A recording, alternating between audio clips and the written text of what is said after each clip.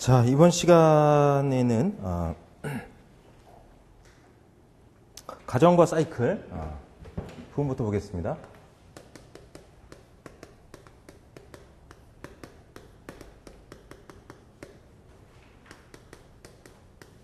일단 이제 가정이라는 표현은 상태 변화로 표현하는 것으로 보면 되겠고요. 도정이라는 평로를 쓰기도 하고 경로라는 표현을 쓰기도 합니다. 자, 여기서 표현하고자 하는 가정은 지금 가역가정하고 비가역가정하고 차이를 보려고 하는 것이죠. 가역가정이다라고 하면 얘는 이론적인 변화를 얘기합니다. 아무런 말이 없으면 다 우리는 이론적인 변화로 놓고 푸는 거예요. 가역가정이라는 전제하에서 문제를 다루고, 비가역가정은 실제 변화죠. 실제 물리적인 변화에 있어서 보면 이제 마찰이라든가 또는 열 이동 현상이라든가 이런 이제 대표적인 그 현상들이 비가역 현상이다라고 볼 수가 있습니다. 비가역 가정과 관련해서는 4장이 들어가야, 연력학 4장 들어가야 얘기가 나옵니다. 그 전에는 다 가역가정 하에서 다루는 이론적인 내용이다라고 보시면 됩니다.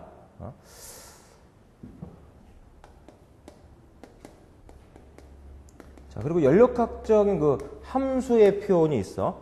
연력학적인 함수의 표현에는 점함수라는 표현이 있고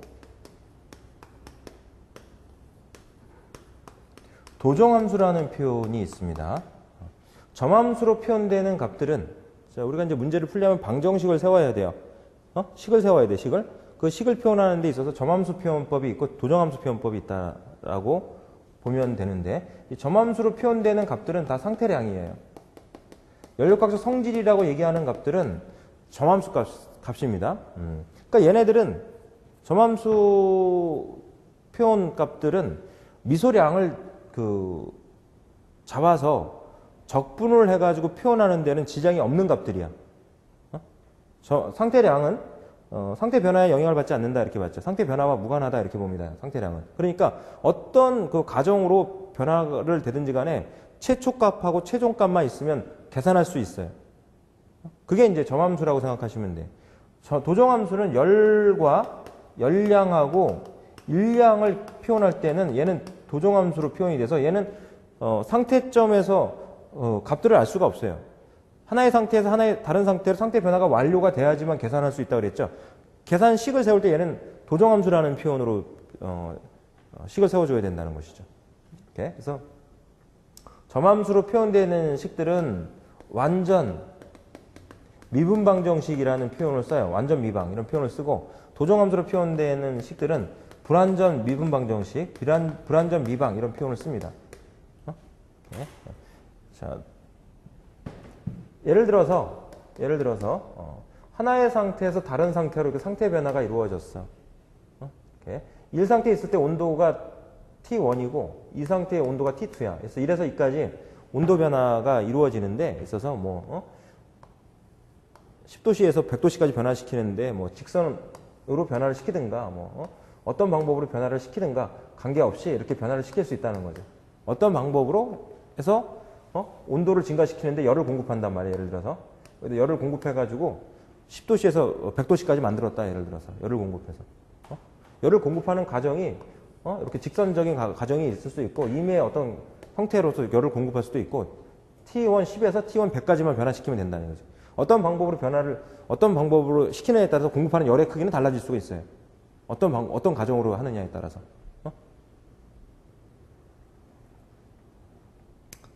일도 어떤 가정으로 또 일을 시키느냐에 따라서 일의 크기도 달라질 수 있다는 것이죠. 적절한 일은 아니지만 자동차로 가느냐 아니면 뛰어가느냐 아니면 1에서 2까지 자동차를 타고 가느냐 아니면 뛰어가느냐 걸어가느냐 아니면 전철을 타고 가느냐에 따라서 일은 달라질 수 있겠죠. 사람이 직접 이제 움직인다라고 했을 때 뛰어갈 때 가장 많이 몸에서 열이 나겠죠. 가장 몸에서 열이 많이 내고 가장 많이 힘들어 할 거예요. 큰 일을 뛰어가는 데 가장 힘들 것이다 이런 얘기지. 가장 힘들 것이다. 이렇게. 예. 뭐 그런 맥락에서 생각을 해도 큰 지장은 없어요. 지금 제가 말씀드리는 그런 내용 틀에서 봤을 때는. 예? 여기서 미소 온도 변화를 표현하면 DT 이렇게 표현할 수 있죠. 상미분 기호를 써서 우리가 미소 온도 변화 이렇게 표현을 할 수 있어. 그래서 온도 변화량을 구하고 싶어. 그러면 우리가 미소 온도를 취해서 1에서 2까지 적분을 해줘. 그러면 T2 마이너스 T1 이렇게 표현되겠죠.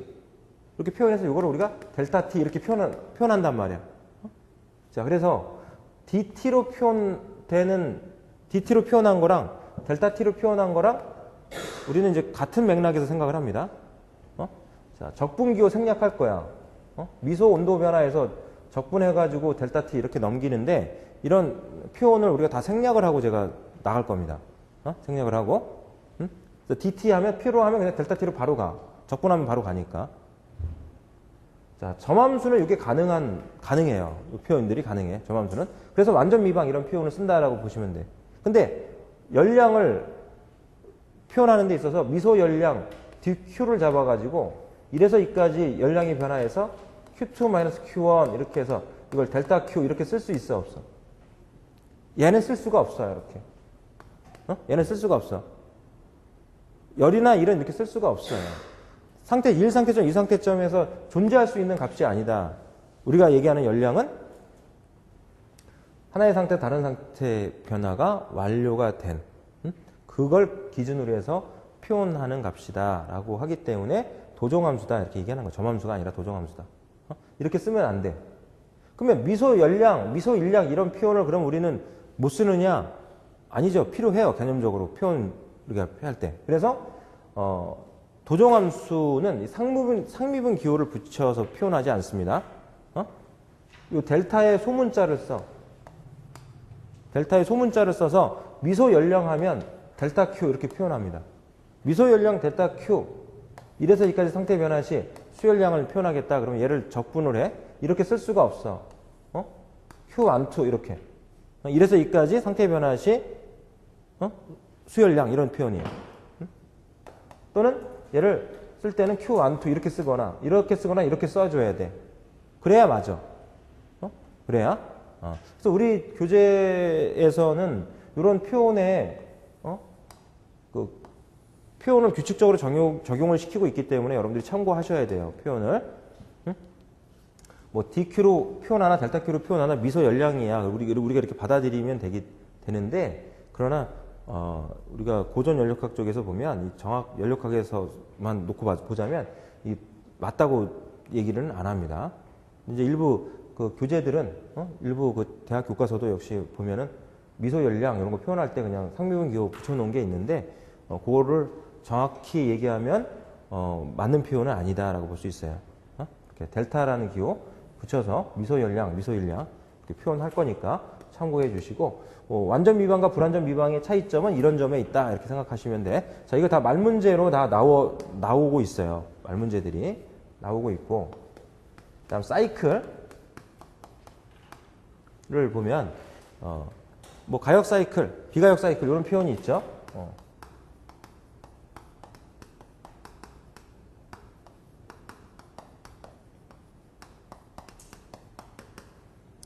가역 사이클, 비가역 사이클 표현을 보면은 가역 사이클은 모두 다 가역 과정으로 구성이 됩니다. 가역 과정으로만 구성이 돼요. 비가역 사이클은 비가역 과정을 단 하나의 비가역 과정을 포함하고 있으면 그거는 비가역 사이클이라고 봐야지 돼요. 자, 우리가 다루는 연력학적인 시스템들은 다 사이클 구성이 되죠. 자, 자동차 엔진 잠깐 말씀드렸습니다. 흡입 밸브가 있고 배기 밸브가 있고 스파크 플러그가 있어요. 배기 밸브 쪽에서는 기화기라고 하는 게 있어요. 기화기라고 하는 게 있죠. 기화기라고 하는 게 있어서 기화기에 이제 깨끗한 공기가 들어갑니다. 공기 들어가고 휘발유가 들어가죠. 휘발유가 들어가서 섞여. 경제적인 혼합 비율은 15대 1이다라고 해서 공기 15에 휘발유 1 해가지고 섞어가지고 기화기에서 섞어가지고 매니폴드로 흡입 매니폴드로 집어넣어서 이제 채워요 안에. 그러면 흡입, 압축, 폭발, 배기 이렇게 4개의 과정이 완사이클을 이루어요. 그죠? 이게 4행정 1사이클 하는 기간이다 이렇게 얘기를 하고 있습니다. 그죠?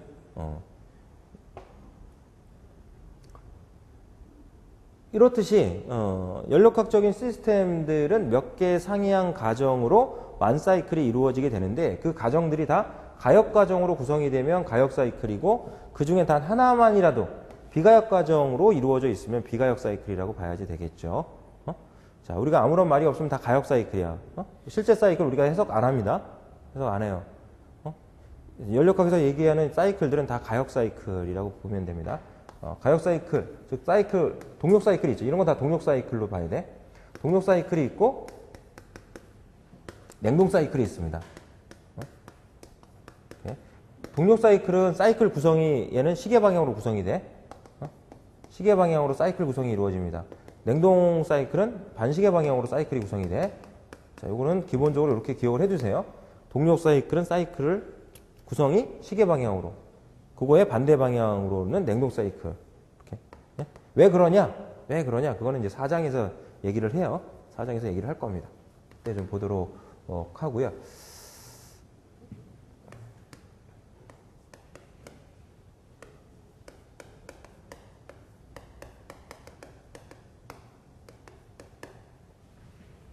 자, 이번에는 이제 열에너지의 표현을 보겠습니다. 열에너지라는 표현은 열량을 얘기하는 거죠, 열량. 자, 열량을 출입하는 열량을 계산하려면 일단 온도에 대한 내용을 알아야 돼요. 온도. 온도라는 표현에 대해서 좀 알고 있어야지 되는데, 자, 뭐 우리 다 아는 거죠. 다 아는 거예요. 다 아는 건데, 일단 이제 단위만 잠깐 정리하고 가겠습니다. 일단 이제 섭씨 온도의 표현이 있고, 화씨 온도의 표현이 있어요. 섭씨 온도, 화씨 온도의 표현이 있습니다. 섭씨 온도는 도 C로 표현이 되고 화씨 온도는 도 F로 표현이 돼. 그렇죠? 국제 표준 단위로는 섭씨 온도를 씁니다. 우리도 뭐 섭씨 온도 쓰는데 화씨 온도는 이제 유럽이나 미국 애들이 화씨 온도를 써. 국제 표준 단위에서는 섭씨 온도를 쓰니까 시험은 섭씨 온도로 나옵니다. 섭씨 온도는 표준 대기압 상태에서 물의 빙점을 0도씨, 비등점을 100도씨로 놓고 100등분해서 표현한 온도 단위고, 화씨 온도는 표준 대기압 상태에서 물의 빙점을 32도 F, 비등점을 212도 F로 놓고 118도, 80등분 해가지고 표현한 온도 단위야. 자, 그런 이제 관계를 이용해서 도씨를,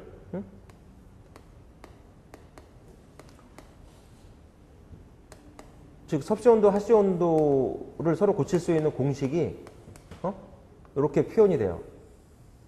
TC는 9분의 5 곱하기 TF-32. TF는 얘는 화씨 온도, TC는 섭씨 온도로 보면 돼. 화씨 온도를 섭씨 온도로 고치는 식이야. 9분의 5는 180분의 100입니다. 9분의 5는 180분의 100을 얘기하는 거고요. 이렇게. 그래서 화씨 온도를 주어주면 섭씨 온도로 이렇게 고칠 수가 있어요. 이렇게. 시험에 나온 적은 있습니다. 뭐 어쩌다가는 나올 수가 있어요. 이렇게 참고하시고, 자, 우리가 계산을 할 때 필요로 하는 온도는 절대 온도입니다. 섭씨 온도로 주어졌다고 해서 섭씨 온도로 그대로 풀면 안 돼요. 절대 온도로 풀어야 돼. 절대 온도로 풀어야 돼. 왜 그러냐? 왜 절대 온도로 풀어야 되느냐? 내부 에너지를 생각을 하기 때문에 그렇다라고 생각할 수가 있어요. 무슨 얘기냐면 어떤 물질의 그 주어진 온도 하에서 보면은 그 물질은 자력 진동이라고 하는 거를 해요. 자력 진동이. 온도가 높으면 활발하게 입자들이 움직입니다. 온도가 낮으면 입자들이 수축이 돼서 움직여. 그래서 그 절대 영도라고 해가지고요. 절대 영도라고 해서 표현하는 그 온도는 그 입자들의, 어떤 물질을 구성하는 입자들의 그 운동이, 자력 진동이 거의 제로인 상태를 의미하는 그 온도를 절대 온도라고 얘기를 해요. 그 온도를 기준으로 해서 우리가 계산을 한다는 것이죠. 그 자력 진동을 하는 그 정도가 고체보다는 액체보다는 기체가 훨씬 더 활발하게 움직인다는 거죠. 자력 진동이. 우리가 지금 다루는 그 기체, 동작 물질이 지금 기체란 말이야. 기체 입자들은 고체 입자보다도 동일한 그런 온도하에 있다 하더라도 자력 진동이 무시할 수 없을 정도로 큰 자력 진동 운동을 해요. 그 자력 진동의 정도를 나타내는 에너지가 뭐야? 내부 에너지예요. 내부 에너지. 어? 그래서 계산을 할 때 그 절대 영도를 기준으로 해서 계산을 하려고 하는 것이죠. 자력 진동이 거의 제로인 이런 상태에 있는 걸 기준으로 해서 표현해서 계산하겠다라는 얘기예요. 그게 이제 절대 온도라고 보면 되는데, 그 절대 온도를 잡을 때 기준을 그러면 어떤 온도로 잡을 거냐? 물의 온도로 잡는다는 거죠. 물의 삼중점의 온도로.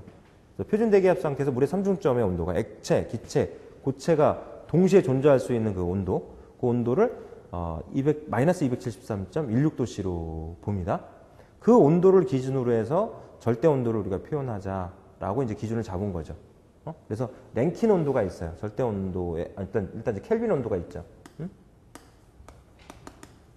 켈빈 온도가 있습니다. 켈빈 온도. 이 켈빈 온도는 주어지는 섭씨 온도에다가 플러스 273을 더해요. 플러스 273.16을 더하는 거지. 약 플러스 273을 더해서 켈빈 온도를 라지 K로 놓습니다. 라지 K. 그래서 우리는 이 켈빈 온도를 기준으로 해서 계산을 해요. 켈빈 온도를 기준으로 해서 온도는 항상 켈빈 온도, 절대 온도로 계산을 해줘야 돼. 그리고 그러니까 켈빈 온도는 섭씨 온도의 절대 온도죠. 하씨 온도의 절대 온도는 랭킨 온도입니다. 랭킨 온도는 도 F에다가 플러스 해주기를 약 460도 F를 더해요. 459점 얼마인데 약 460을 더해서 랭킨 온도로 이렇게. 켈빈 온도의 단위는 라지 K야. 랭킨 온도의 단위는 라지 R로 표현합니다. 여기다 도를 이렇게, 과거에는 도를 붙였어. 도를 붙였는데 요거는 안 붙여요. 안 붙이고 섭씨 온도와 하씨 온도에는 도시 도 F 이렇게 붙이긴 하는데 절대 온도에는 붙이지 않습니다. 그냥 켈빈, 랭킨 이렇게 보여요. 그래서 랭킨 온도는 좀 참고하시되, 이 둘의 관계도 켈빈 온도는 랭킨 온도에 9분의 5를 곱해주면 이렇게 나옵니다. 이렇게. 이렇게. 참고하시면 돼. 이게 뭐 시험에 나올 가능성이 아주 낮습니다. 아주 낮아요. 그러나 이제 참고해서 알고 있을 필요는 있는 거죠. 이렇게. 그래서 절대 온도를 기준으로 해서 계산을 한다. 절대 온도를 기준으로 해서. 어떤 물질의 이론적으로 낮출 수 있는 최저 온도, 이론적으로 낮출 수 있는 최저 온도, 자력 진동이 제로인 상태로 볼 수 있는 그 온도, 그 온도를 기준으로 해서 표현한 온도라고 생각할 수 있다. 절대 온도는. 그래서 계산상에서 우리가 필요로 하는 온도는 절대 온도다. 생각을 해서 문제를 풀어야 되겠고요. 그 다음에 이 열에너지 출입하는, 즉 그 상태 변화 시 요구되는 그 열에너지, 열량을 계산하려면 반드시 알고 있어야 될 값 중에 하나가 비열이에요. 비열이라고 하는 값이야. 비열이라고 하는 값. 비열. 비열이라는 값을 알아야 돼. 비열의 정의는 어떤 물질 1kg을 어떤 물질 1kg을 1도씨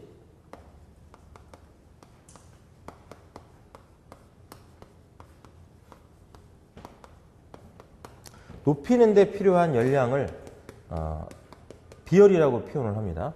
자, 열량의 단위는요. 열량의 단위는 킬로칼로리라는 단위를 쓰기도 하고 킬로줄이라는 단위를 쓰기도 합니다. 킬로칼로리의 단위를 쓰는 거는 공학 단위에서 쓰죠. 열량의 단위로. 공학 단위에서는 킬로칼로리 단위를 씁니다. 킬로줄은 또는 주울을 쓰죠. 이거는 SI 단위. 절대 단위계 쪽에서는 킬로줄, 주울의 단위를 씁니다. 이렇게. 그래서 1kcal는 약 4.2kJ가 같죠? 1kcal는 약 4.2kJ랑 같다. 단위 환산할 필요가 있으면 이걸 적용시키면 됩니다. 어떠한 물질 1kg 1도씨 높이는 데 필요한 열량에서 보니까 1도씨 하니까 얘는 온도 변화량이야. 얘는 온도 변화량이야. 델타 T 온도 변화량. 델타 T 온도 변화량. 델타 T. 어떤 물질 1kg 이렇게 표현한 거 얘는 질량이죠. 질량. 자, 그러니까 이제 비열의 단위를 보자면 SI 단위에서 보자면은 킬로줄 퍼 킬로그램 도씨로 이렇게 표현이 돼요. 킬로줄 퍼 킬로그램 도씨 또는 킬로줄 퍼 킬로그램 켈빈으로 표현해도 돼요. 온도 차기 때문에 얘는 온도 차기 때문에 켈빈 온도 차나 섭씨 온도 차나 크기는 같아. 이렇게. 뭐 섭씨 온도에 273 각각 더해서 빼나 그냥 빼나 같죠. 그러니까 여기서는 도씨로 보아도 되고 켈빈으로 봐도 되고 관계없어. 얘는 관계없어.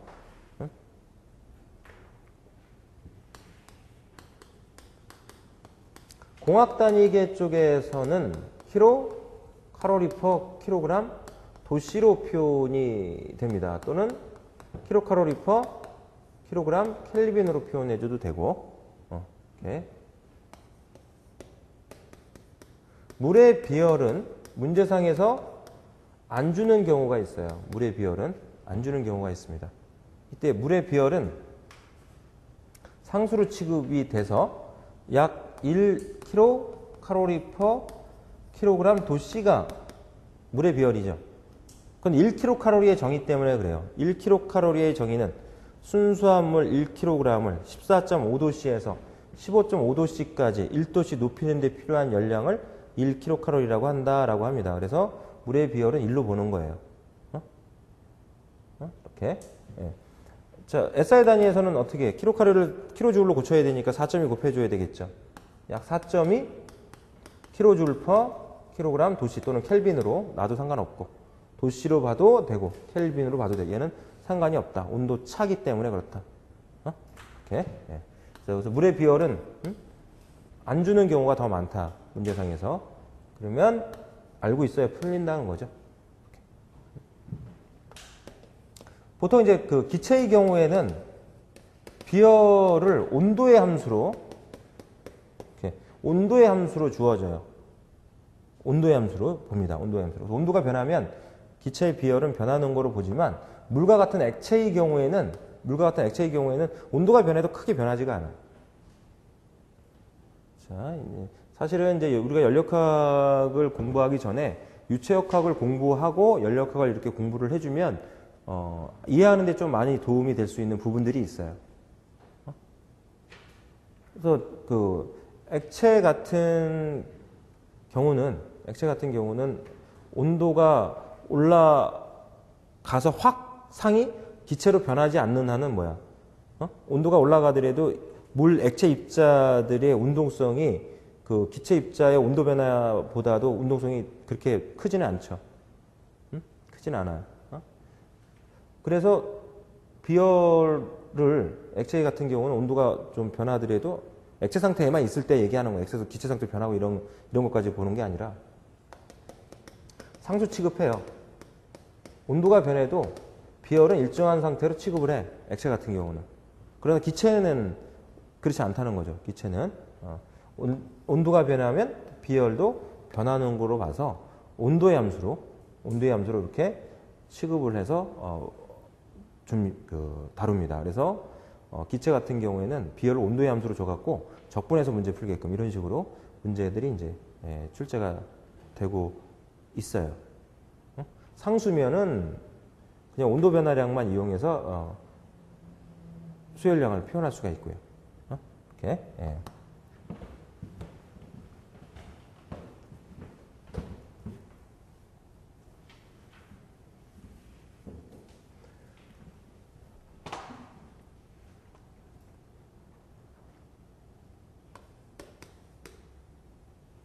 자, 이번에는 그 수열량에 대한 표현을 볼 건데,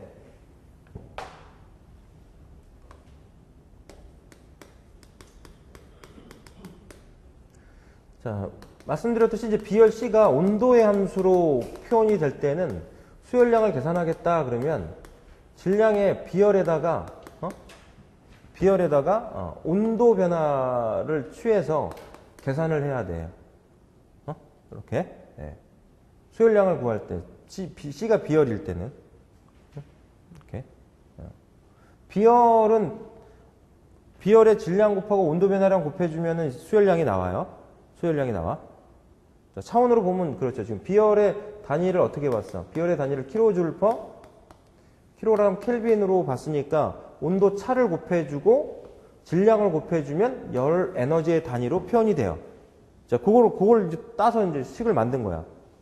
이때 비열이 온도의 함수면은 적분해서 1에서 2까지 상태 변화 시 적분해서 계산해 주면 되는 것이죠.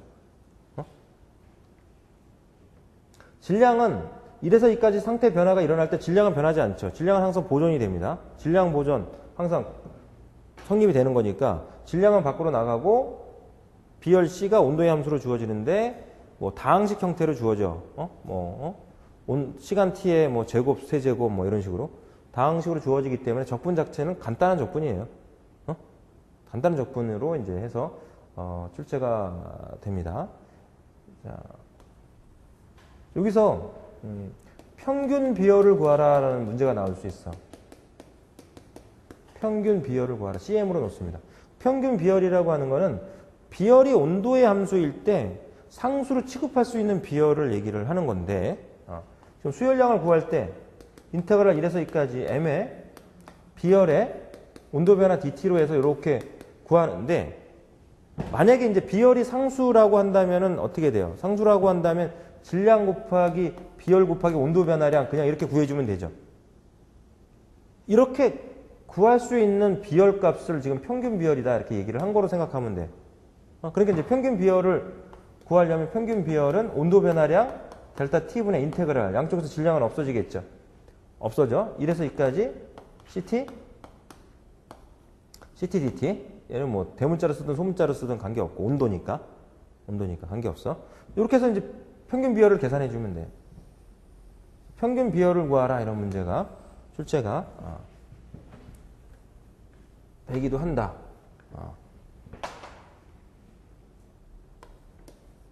비열 C가 상수면 수열량 Q12는 질량 곱하기 비열 곱하기 온도 변화 델타 T 이렇게 계산해 주면 돼요.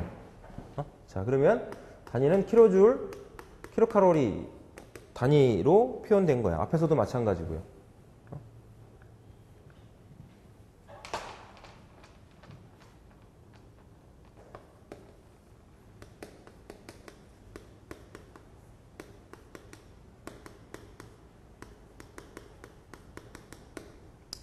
만약에 단위 킬로그램당 수열량을 구한다라고 하면은 Q12는 질량을 빼자는 얘기야. 질량 단위 킬로그램당 수열량이다 그러면 위의 표현식에서 질량으로 나눠야죠. 질량으로 나눠줘. 그러면은 소문자로 표현해. C 곱하기 델타 T 이렇게 킬로줄 퍼 킬로그램 또는 킬로칼로리 퍼 킬로그램으로 계산해 주는 값이에요.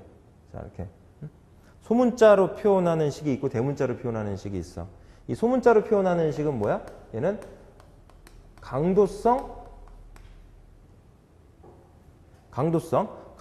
상태량 표현식하고 매칭을 시킬 때는 소문자로 써야지 돼. 예? 이렇게. 대문자로 써서 이렇게 표현해 가는 경우는 이런 경우는 종량성 상태량하고 매칭시켜서 표현할 때는 대문자로 써서 가야 되고 이렇게. 예. 자, 연력학 일단 2장 들어가면 연력학 1법칙에서 나오는데 연력학 1법칙 표현식이 됐든 뭐 아니면 연력학 2법칙 표현식이 됐든 간에 보면은 소문자로 쓸 때가 있고 대문자로 쓸 때가 있어. 그래서 이제 소문자로 쓸 때는 다 강도성 상태량과 같이 매칭시켜서 표현하는 거고 대문자로 쓸 때는 강도성 상태, 종량성 상태량이랑 해서 매칭을 해서 표현하는 식이다. 이렇게 보자는 것이죠. 수식들을 이렇게 보시고, 이걸 이제 미분식으로 쓸 수 있어. 미분식으로 쓰면은, 델타 Q는 C 곱하기 DT, C 곱하기 DT. 이렇게 표현할 수 있겠죠. 이렇게. 이렇게. 그래서 얘가 이제 적분하면 이렇게 가는 거죠. 적분하면 위의 식으로 가요. 여기서 질량을 곱해주면 이렇게 와요. 이렇게 와. 질량을 곱해주면 비열이 온도의 함수면 어떻게 돼? 비열이 온도의 함수면 이렇게 가. 온도의 함수면 자 참고하시고 자, 이 수열량, 열량의 표현에 보면 현열이라는 표현이 있고 잠열이라는 표현이 있어요. 잠열은 상태 변화 시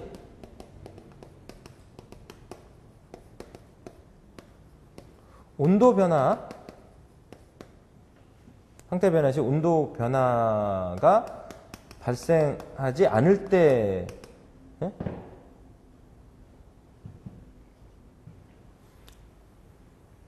그 출입하는 열이에요.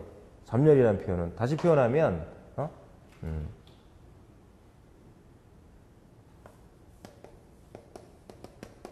온도 변화 없이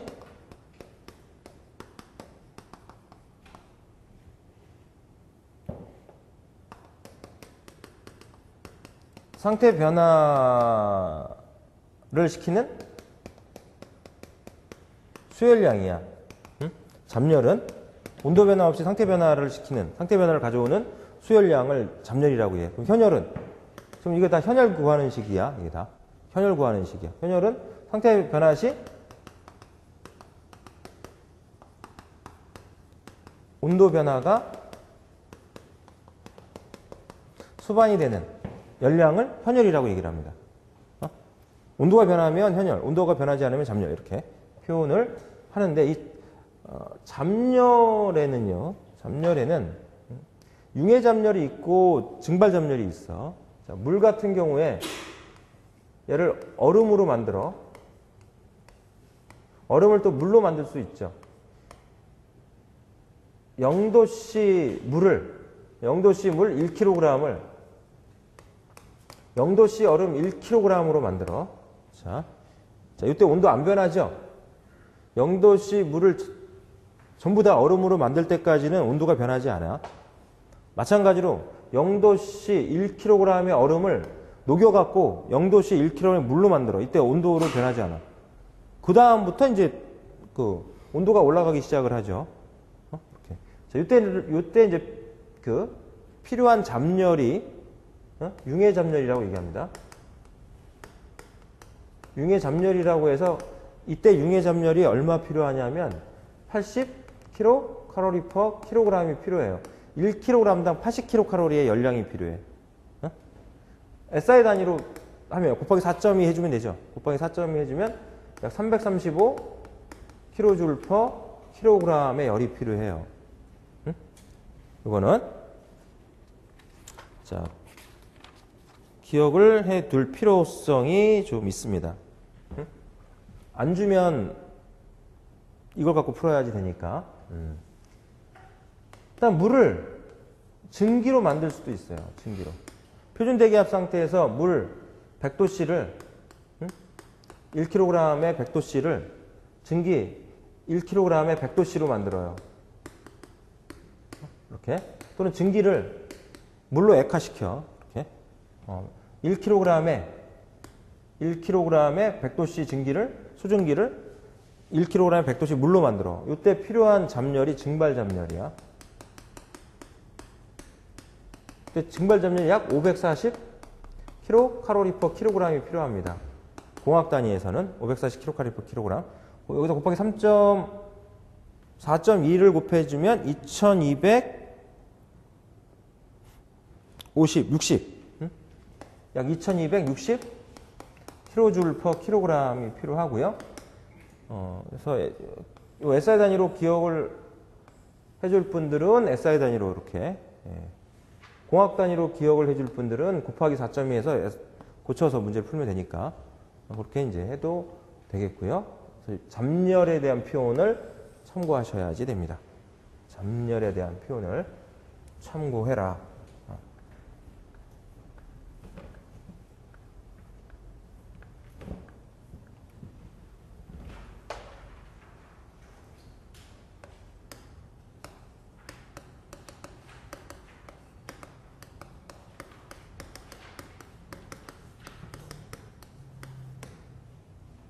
자, 이번에는 동력과 열량의 관계를 보겠습니다. 동력과 열량의 관계. 우리가 동력을 L이라고 표현하면 동력을 구할 때는 시간 변화분의 일량이라는 표현으로 해서 구할 수가 있죠. 시간 변화분의 일량이라는 표현으로. 시간 변화는 델타 TI로 놓겠습니다. 델타 TI. 이렇게 델타 TI로 놓고 일량은 W로 이렇게 표현하자고요. 일량은. 이렇게. 자, 그런데 이제 이 일량을 열량으로, 열 에너지로 이렇게 바꿀 수가 있어. 즉, 일은 열로 전이 된다. 일은 열로 이렇게 전이 된다. 이렇게 놓을 수가 있어.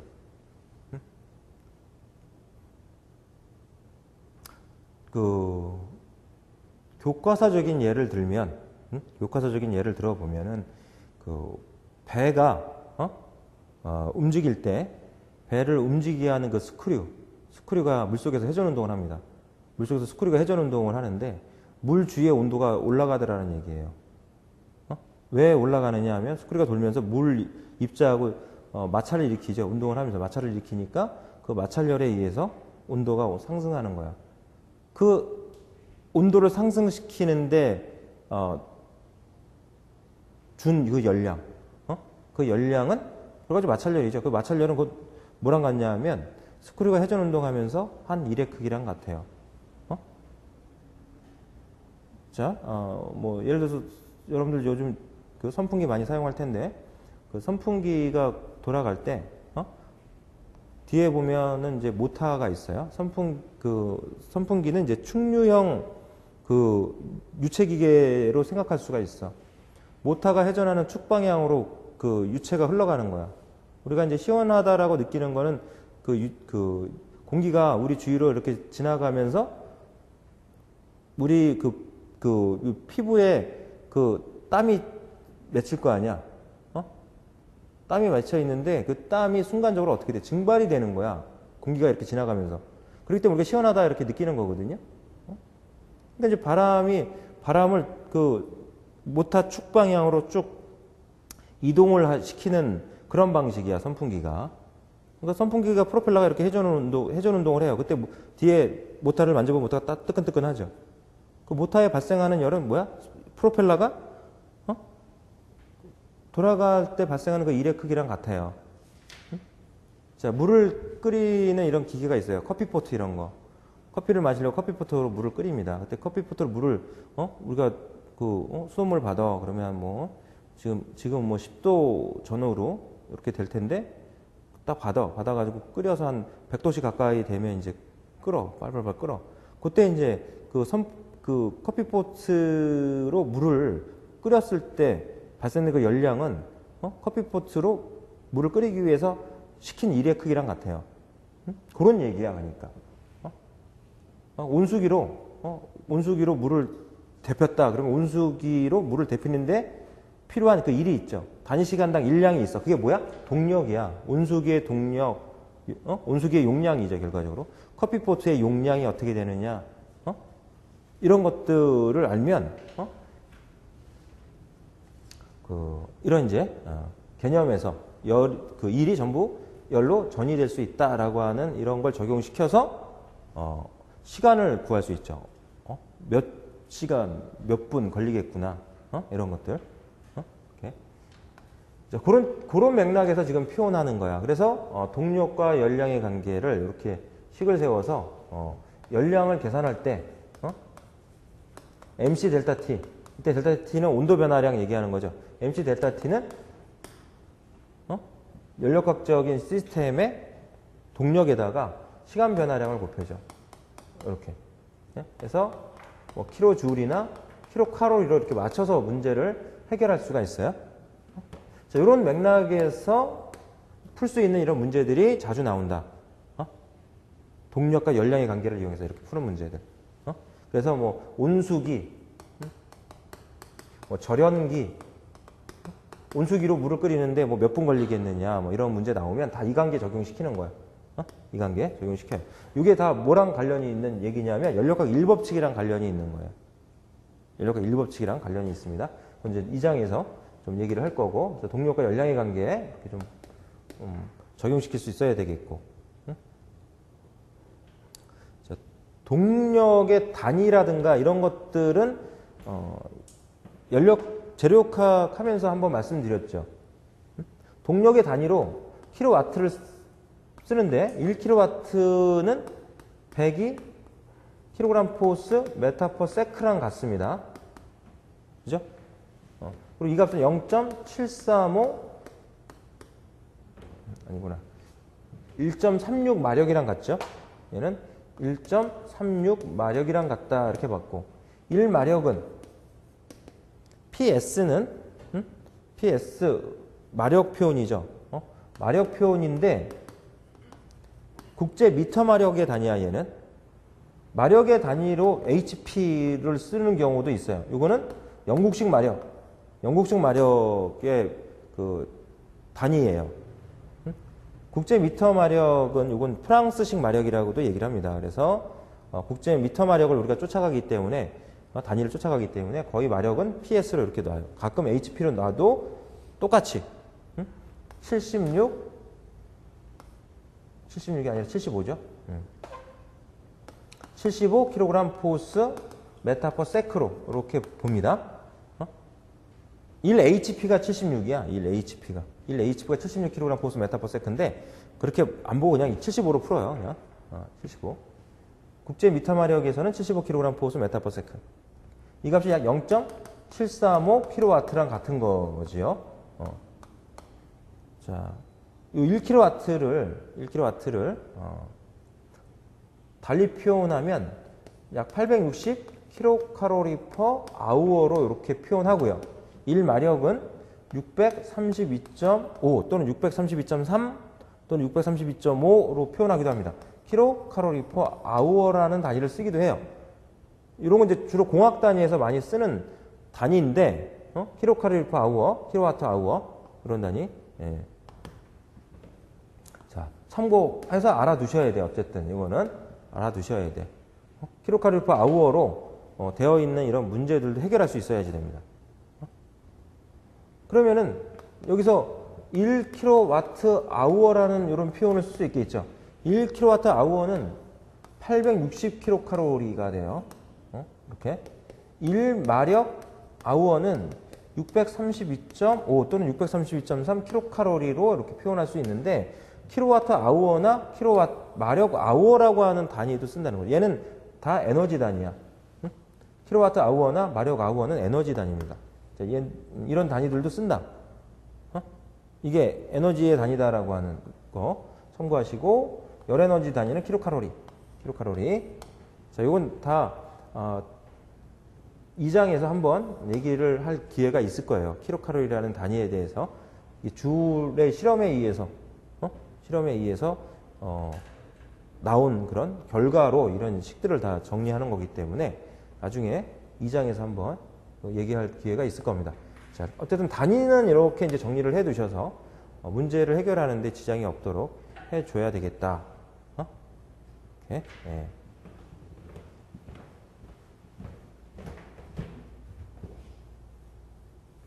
자, 그 다음에 이제 중요한 거, 연력학 영법칙.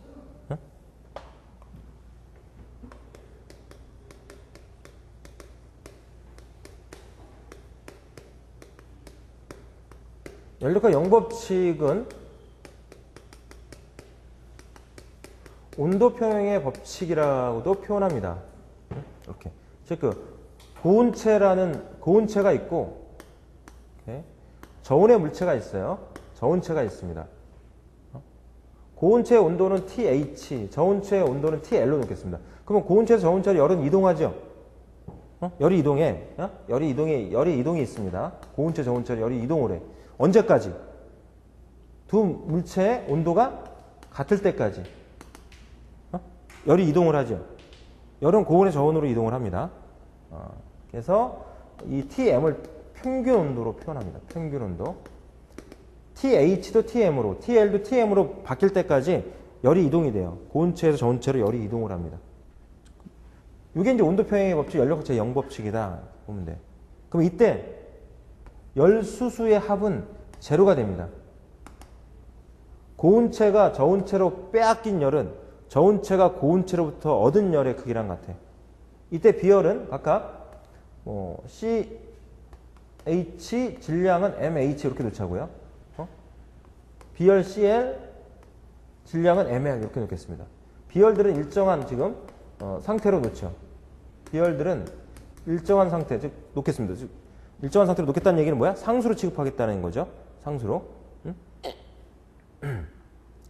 자, 그러면 이제 고온체가 저온체로 열이 이동할 때 수열량을 계산해주면 질량 곱하기 B열 곱하기 온도 변화 Tm-TH로 이렇게 계산해야 되겠죠.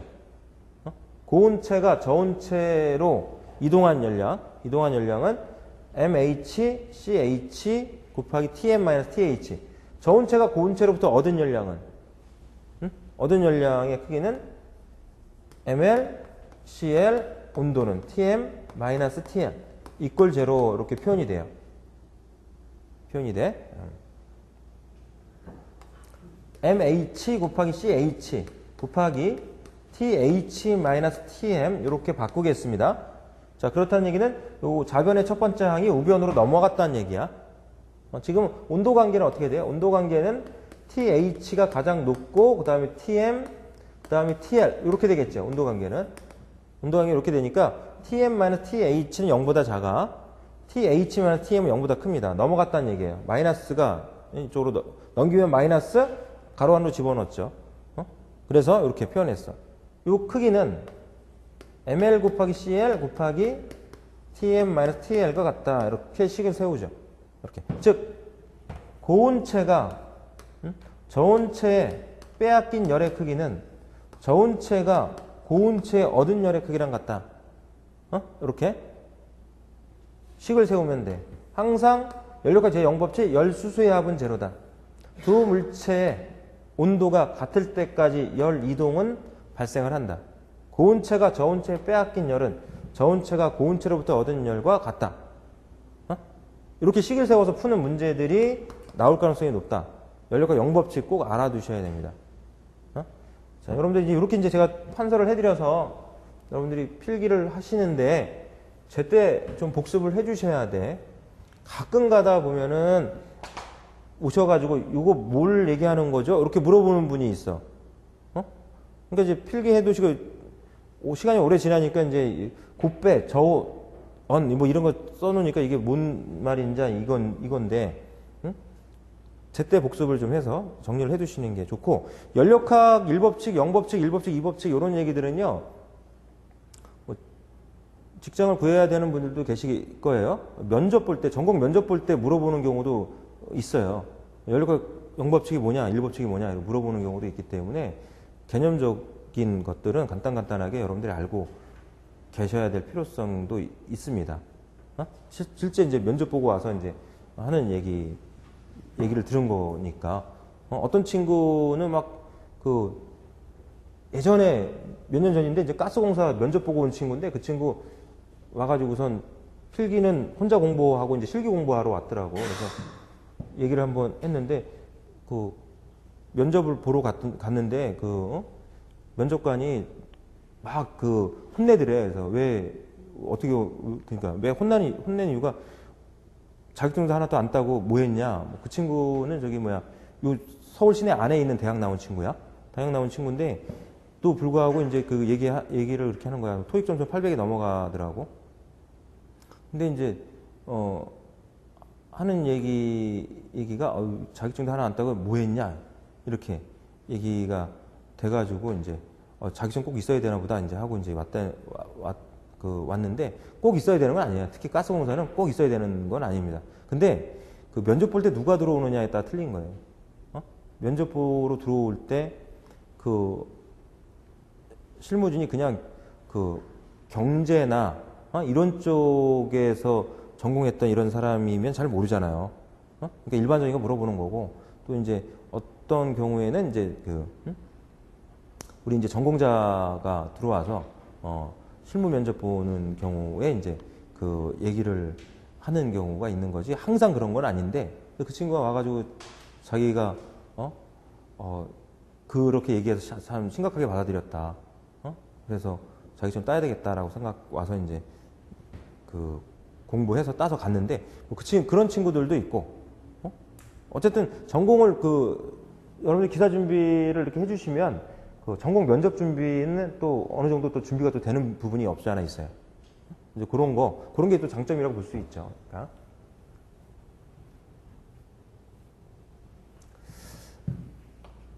자, 그 다음에 이제 마지막으로, 1장에서 마지막으로 정리해야 될 게, 열 효율에 대한 표현이 있습니다.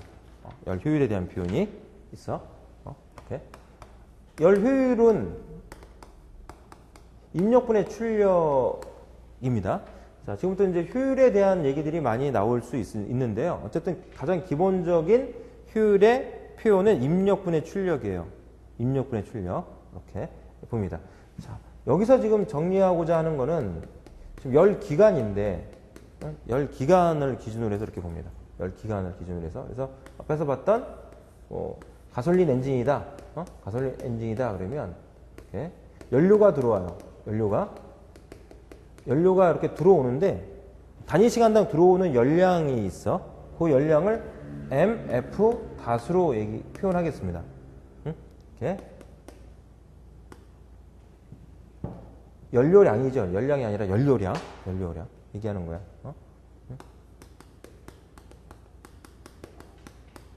연료 소비량 이렇게 표현하겠습니다. 킬로그램 퍼 세크 또는 킬로그램 퍼 아우어로 이렇게 보죠. 단위 시간당 소비되는 연료량. 그래서 지금 단위 시간당 공급되는 그런 연료로 보시면 돼요.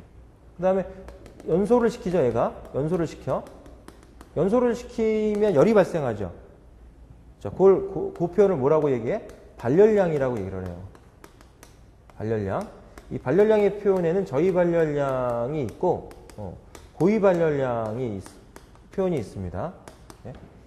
연료를 연소시키면 물이 발생을 해요. 물이 발생해. 그 물에 내부의 온도가 높기 때문에 물은 어떻게 돼? 또 증발되겠죠. 그 물의 증발열을 포함하고 있으면 고위 발열량이에요. 물에 증발열이 포함되어 있지 않으면 저희 발열량의 개념으로 보시면 돼요. 그러니까 연료를 연소시켜서 발생된 열량 하면은 순수한 열량 하면 뭘 얘기하는 거야? 저희 발열량 얘기하는 거죠. 저희 발열량 얘기하는 거야. 킬로 줄 퍼 킬로그램 또는 킬로 칼로리 퍼 킬로그램. 이렇게 해서 단위 킬로그램당 발생되는 열량 이런 얘기죠. 단위 킬로그램당 발생되는 열량 이렇게. 그래서 폭발을 해서 쫙 밀려 내려와요. 폭발에 의해서 피스톤을 쫙 밖으로 밀어내. 그럼 뭐야 이건? 출력이죠. 출력. 이렇게 해서 입력분의 출력해서 입력은 어떻게 계산하냐면 연료 소비량, 단위 시간당 연료 소비량 곱하기 저희 발열량. 이렇게 해서 킬로와트로 맞추든가 마력으로 맞추든가 킬로칼로리 퍼 아우어로 단위는 맞춰요. 분의 출력. 출력을 L 아웃으로 해서 킬로와트 마력 킬로칼로리 퍼 아우어로 맞춰야 되겠죠. 분자 분모 단위는 맞춰서 계산을 해야 되니까 곱하기 100 해서 효율을 구할 수가 있습니다. 이렇게. 그래서 연료 소비량 곱하기 저희 발열량분의 출력 이렇게 해서 연료율을 구할 수 있는 표현식이 있다. 그래서 연료율을 구하는 표현식이 여러 가지가 나올 겁니다. 여러 가지가 나올 건데 이제 그 중에 이제 가장 기본적인 식이 하나 정리가 됐습니다. 자, 이렇게 해서 1장 내용은 주요 내용들을 이렇게 정리를 했고 하나 더 정리를 해야 되는구나.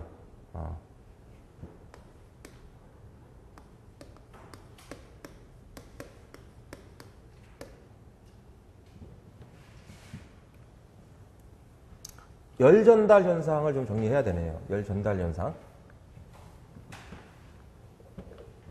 가끔 한 번씩은 이제 열 전달 현상과 관련해서 또 나오는 문제들이 있어요. 그 내용을 좀 정리해야 되겠네요.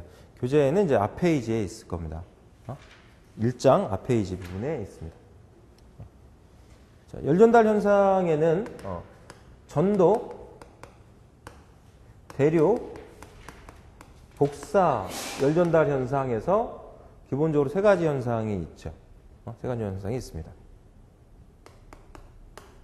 전도 현상, 컨덕션. 전도 현상은요, 열을 전달하는 매개체가 고체입니다.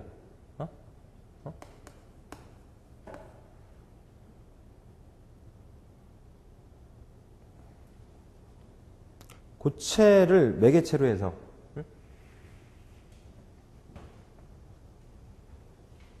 열을 전달하는 현상으로 이렇게 보면 되는데, 예를 들어서 벽을 보죠. 벽을 봐. 무슨 얘기냐면 지금 밖에 많이 덥습니다. 그죠? 여름철에는 밖이 많이 더우고요. 밖이 많이 덥기 때문에 대기에서, 공기 중에서 이제 건물 내로 이렇게 열이 전달이 되죠. 열이 전달이 돼. 이렇게. 그러면 또 겨울철에는 또 외부의 온도가 낮으니까 열이 빠져나가요. 이렇게. 벽을 타고 외부에서 열이 들어오고 나가고. 이게 뭐야? 전도현상이에요. 전도현상. 이렇게. 예. 자동차 엔진. 자동차 엔진이 이렇게. 실린더 내부에서 피스톤이 왕복 운동을 해요. 연소가 일어나. 그럼 내부 벽하고 외부 벽하고 온도차가 생기죠. 온도차가 있죠. 열이 내 안에서 밖으로 빠져나가. 순수하게 연력학을 하는 측면에서는 이거를 고려하진 않아요. 이걸 풀어내려면 이제 열 전달해서 풀어내야 돼. 바깥쪽에서 이제 물이, 냉각수가 이제 흐르죠. 냉각수가 흘러. 이렇게. 흘러 있어서 바깥 표면의 온도는 내부 표면의 온도보다 아주 낮아요. 아주 낮으니까 열이 이렇게 빠져나가. 그 현상. 벽을 타고 열이 빠져나가는 그 현상이 전도 현상이죠. 그래서 내부 벽이 있고, 외부 벽이 있는데, 내부 벽의 온도가 외부 벽의 온도보다 지금 높다 이렇게 보겠습니다. 어떤 방식으로 열이 빠져나가느냐, 온도가 어떻게 떨어지느냐, 이거는 이제 이 벽의 재질에 따라 다르겠죠. 단열재라고 하는 거예요. 단열재. 벽의 두께는 델타 X로 놓고 이 전열 면적이라고 해서 전열 면적은 A로 놓겠습니다. 이때 이제 빠져나가는 열을 Q 닷 이렇게 놓죠. 단위 시간당 빠져나가는 열이에요. 열이 빠져나가지, 지금 열이 계속 들어오고 있잖아, 밖에서 안으로 열이 계속 들어오고 있거든요, 지금. 그러면은 이게 열이 전달이 되는 상태가 끝나지 않아요. 열 전달은 전도대류 복사라는 열 전달 현상에서 우리가 출입하는, 열을 계산하려면 연력학에서 다루듯이 상태 변화가 완료가 딱 된 걸 기준으로 계산하는 게 아니야. 얘는 계속 열이 전달이 되고 있는 그런 상태에서 얘기하기 때문에 항상 단위 시간당 열 해가지고 표현을 해줘야 돼요. 그래서 우리가 표현하고자 하는 열은 지금 킬로와트나 킬로칼리 퍼 아워를 얘기하는 거예요. Q 닷, 그래서 상단에 닷을 찍거나 이렇게. 그럼 분모에 시간이 이렇게 포함되어 있다라고 생각을 해주시면 돼. 여기서도 연료 소비량에서 이제 여기 MF 닷 이렇게 찍었죠. 여기서 M의 질량을 의미하는 건데 M은 F는 연료를 얘기하는 거겠죠. 여기 하점자 이렇게 찍었단 말이에요. 상점자 찍었단 말이에요. 이거는 분모의 시간이 이렇게 들어가 있다라고 하는 의미로 여러분들 생각을 하시고 정리를 해주시면 돼. 그것처럼 여기서도 역시 마찬가지로 단위 시간당 지금 빠져나오는 열을 지금 계산하고 싶어. 자, 그럼 이제 이 경험식이 있어요. Q닷은 마이너스 K 곱하기 A에 델타 X분의 델타 T 이렇게. 열 전도량을 단위 시간당 열 전도량을 구하는 공식이야. 이렇게. 이 마이너스가 붙은 거는 델타 T 때문에 그렇죠. 델타 T 때문에 붙은 겁니다. K는 대문자 K, 열 전도 계수입니다. 열 전도 계수 표현이야. 킬로와트 퍼 아우어 켈빈. 온도 차니까 도씨로 봐도 상관없네. 켈빈으로 봐도 되고 도씨로 봐도 되고 상관없어. 델타 T 온도 변화량이니까.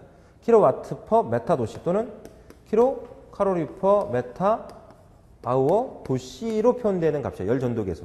이거는 재질에 따라 결정이 돼. 벽의 재질이 단열재가 뭐냐에 따라서 열 전도 계수 값은 달라질 수 있습니다. 열을 잘 전달하는 재질이냐 아니면 열을 잘 전달하지 않는 재질이냐. 것들이. 그래서 A는 전열 면적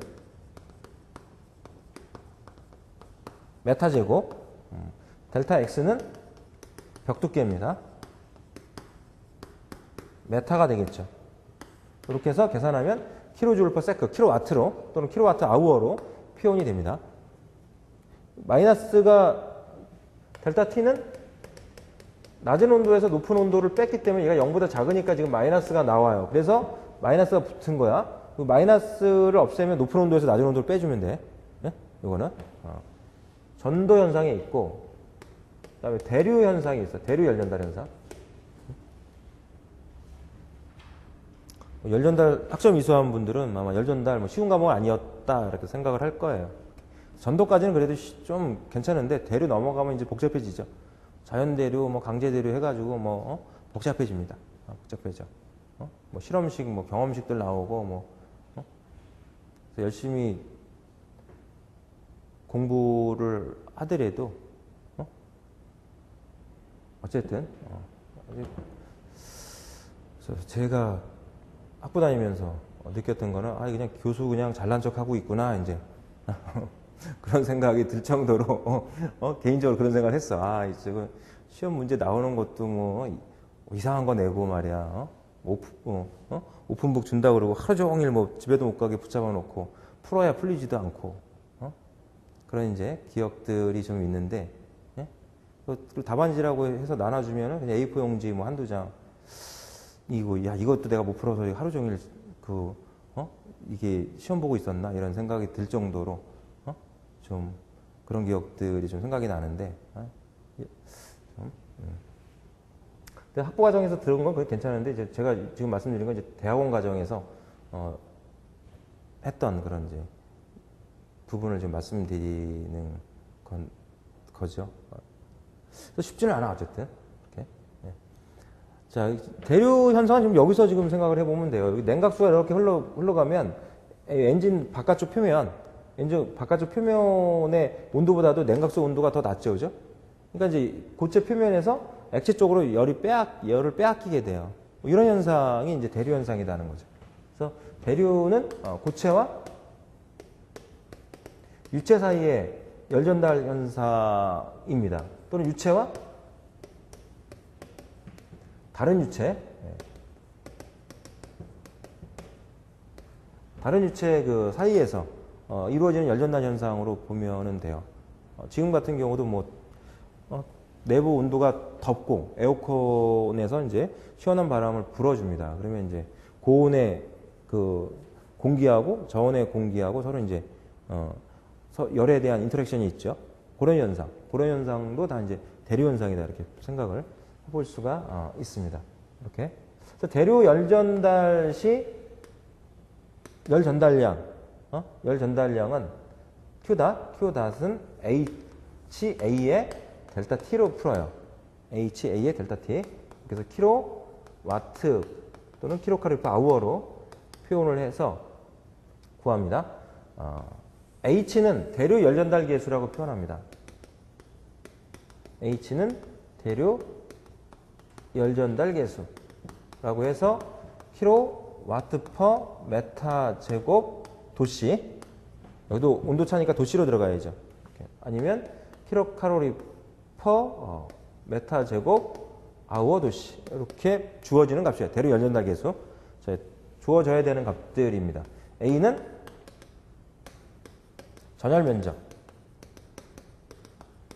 메타 제곱. 델타 T는 온도 변화량이니까 얘는 뭐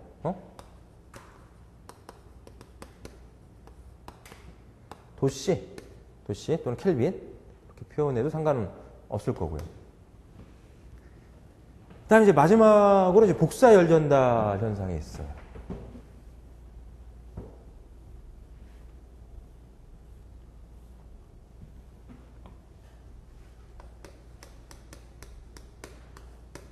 복사 열 전달은 열을 전달하는 매개체가 있어도 되고 없어도 되고 열 전달이 가능합니다. 고체나 그러니까 이제 전도나 대류 열 전달 현상은 열을 전달하는 매개체가 있어야 돼요. 고체든 유체든 매개체가 있어야 되지만 복사는 매개체가 없어도 일단 이제 매개체가 없어. 열을 전달하는 매개체가 없어도 열의 전달이 가능한 방식이다. 그리고 두 매개체 사이의 온도가 극단적인 어떤 온도차가 발생해야 이루어지는 열 전달 현상이다. 이렇게 보면 됩니다.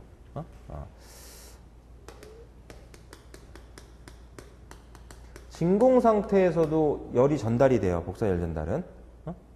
즉 진공 상태에서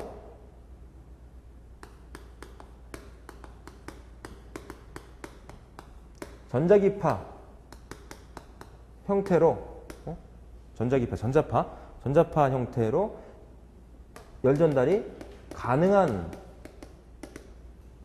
형태의 열 전달 방식이다라고 봅니다. 자, 그래서 지구와 태양 사이에 이루어지는 열 전달 현상 대표적인 거. 열 전달이 가장 우수한 물체를 흑체라고 얘기를 하죠. 검은색 물체, 흑체라고 얘기를 해요. 흑체. 예. 이 흑체일 경우에 열 전달량, 복사 열 전달량을 구하는 공식이 시그마의 A 곱하기 T의 4승으로 구합니다. 네, 킬로와트 또는 킬로 칼로리 퍼 아워로 표현을 하는데 흑체에만 쓸 수가 있어. 검은색 물체 흑체에만 쓸 수가 있어. 시그마는 스테판 볼츠만 상수라고 표현합니다. 교재에 보면 5.88 곱하기 10의 6승으로 마이너스 5.669네. 5.669 곱하기 10의 마이너스 8승 와트 퍼 메타 켈빈의 4승 이렇게 표현해줬죠. 단위는 이렇게 표현해줬어. 스테판 볼츠만 상수. 이렇게. 네. 자, 외울 필요는 없어요. 줘야 되는 거고. 그리고 이제 이 복사 열전달의 경우에는 단위 시간당 열전달량 뭐 킬로와트로 구해라 이렇게까지 문제 나온 적이 없어요. A는 전열 면적으로 봐서 메타 제곱 이렇게 킬로와트로 계산하려면 얘를 킬로와트로 고쳐야 되겠죠. 와트니까 지금 킬로와트로 고쳐야 되고 T는 절대 온도예요. 절대 온도니까 얘는 켈빈 단위로 들어가야 돼. 플러스 273 섭씨 온도에 플러스 273에서 자 그래서 이 복사 열전달에서 나왔던 문제 유형을 보자면 절대 온도에 몇 승에 비례하느냐라고 하는 게 이제 나온 적이 있어. 복사 열전달량은 절대 온도 4승에 비례해요. 4승에 비례한다. 이게 나온 적이 있고. 그 다음에 A라는 흑체와 B라는 흑체가 있다. A라는 흑체와 B라는 흑체의 전열 면적은 동일하다. A라는 흑체의 온도는 몇 도씨고 B라는 흑체의 온도는 몇 도씨다. 두 A, B 흑체 간의 열 복사량의 차이는 얼마나 되겠느냐. B를 물어보는 거죠. B를 물어보는. 그러면 이제 스테판 볼츠만 상수 안 줘도 상관없지. 안 줘도 상관없어요. 얘는 같을 테니까 전열 면적도 같고 하니까 다 뭐야? 절대 온도 4승에 비례하니까 온도의 4승만, 절대 온도 4승만 계산해서 A 흑체와 B라는 흑체의 복사 열전달량을 서로 비교를 해주면 돼. 그런 정도의 문제가 이제 나왔었다는 거죠. 그래서 전도, 대류, 복사 중에서도 보면 전도가 가장 많이 나왔었고, 대류나 복사는 이제 그거에 비해서 이제 나오는 빈도는 떨어집니다. 예? 일장은 이제 이 정도 내용 정리를 해 두시면, 시험 문제가 이제 상당 부분, 많은 부분이 커버가 될 수 있을 겁니다. 그래서 오늘은 이제 여기까지 좀 정리를 하고, 다음 시간에 2장, 연력학제 1법칙부터 정리를 좀 하도록 이렇게 하겠습니다. 수고했습니다.